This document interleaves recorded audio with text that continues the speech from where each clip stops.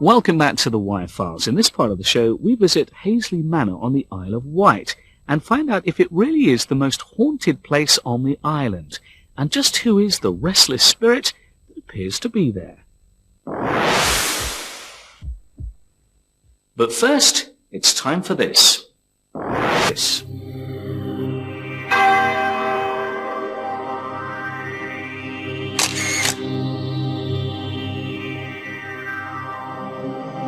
Behind me, Hazely Manor. There are parts of this building that date back to the 14th century.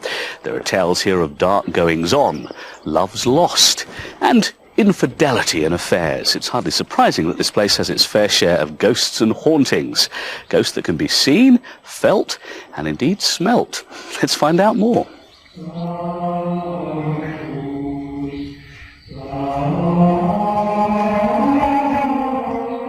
We discovered the house about 20 years ago in the autumn. We discovered it by accident. It was off the market, actually. They stopped trying to sell it. No one would buy it. It was empty, derelict, but very romantic looking. And someone said, well, if you're that keen on restoring it, you better find out the history. And we discovered it's originally a Saxon manor. It was owned by Cor Abbey, the local abbey, for 400 years, and lived in by a variety of notable people, up until it became derelict. Along with the house's more conventional history, Ray and his wife discovered that the house was hiding a few more sinister secrets. There's rather a strange, inexplicable story about a local medium, Margot Williams, phoned up one day and said, could she come and do the house? And we said, yes, we'd be interested. She came over here and went into a trance and did some automatic writing. And said, would you like an interpretation afterwards? And we said, yes, that would be splendid. Could we have it? The story is that the daughter of the squire was meeting a young man from the village. In those days, class levels were so different that she was absolutely forbidden to see him. I think they did more than just smile at each other in the end. The squire found out and he took a horsewhip to her, literally. And he beat her so badly that she had a mark on the arm for the rest of her life and had to wear long-sleeved dresses. And she was terribly upset, emotionally as well as scarred mentally as well as physically.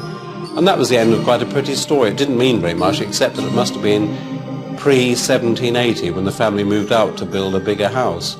Now, we didn't think anything of it at the time, but about 5 years later, somebody came to me and said, oh, there's a lady would like to meet you.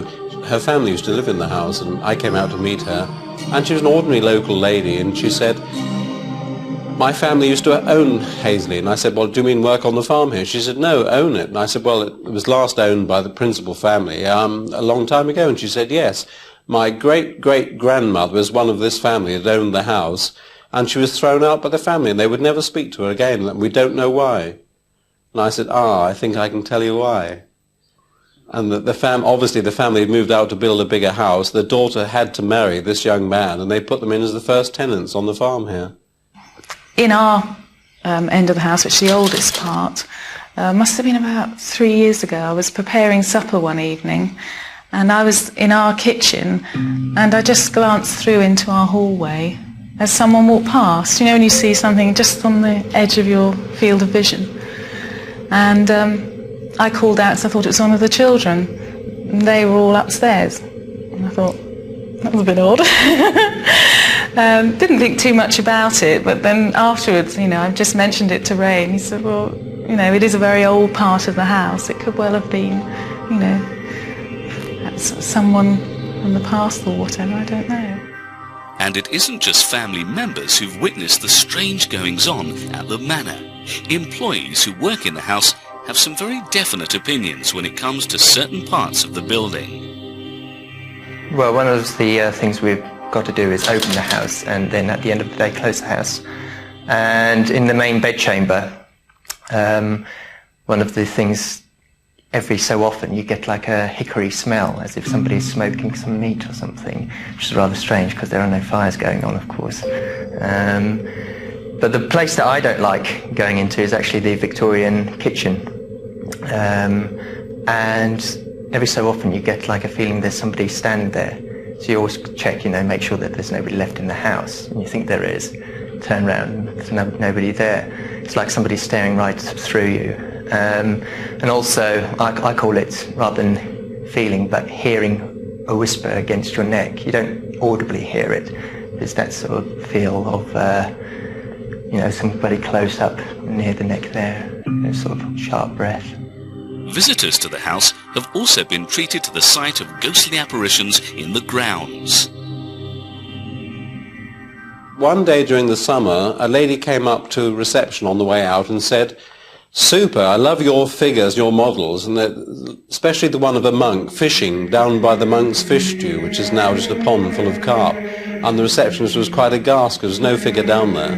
But this lady thought she'd seen a figure of a monk fishing in the fish stew. Only last year my young nephew was repairing a boat in the tea rooms in the winter, and he was doing some work, obviously got his hands sticky, he'd gone to the sink at the back and started to wash them, and he heard some tapping. He looked over his shoulder into the centre of the tea rooms, being cleared out so they could repair this racing catamaran, and he saw a hooded figure there. He obviously thought it was my middle son, and didn't do very much about it. Looked away, looked back again, and the figure had gone, disappeared completely, silently. He came over to the house, and we had to sit him down and give him a cup of tea. He was so shocked. You just put it down to either the age of the house or, you know, the fact that there are said to be certain spirits lingering within the house. You can attribute it to that. It's what your personal philosophy is. You know, if you believe in them, you believe in them. If not, you don't. There's definitely something in the house. More than one thing. It's so old. There's probably lots of memories from the past which wander around.